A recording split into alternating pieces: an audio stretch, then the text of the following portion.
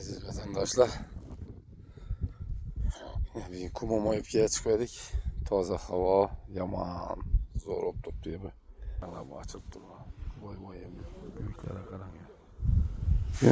Gök. Gülçeli açılıb turibdi. Omayıpga chiqdik yine. Kozbo bilan. Voy yine bu. Priroda qarang.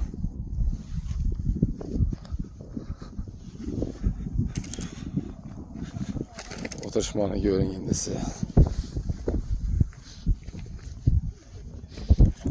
Başkaça berimiz.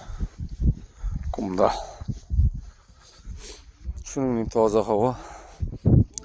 Adam alergisi olsa kalıp gitedi bu havada.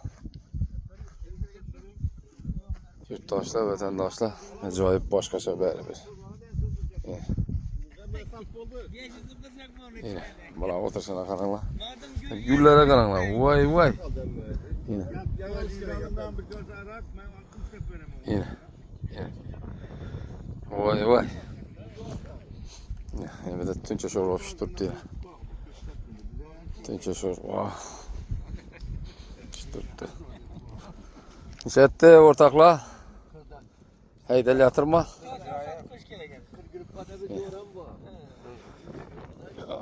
Mesur Bey, Abdullah, Corabek, Rüstem Baba. Rahmet.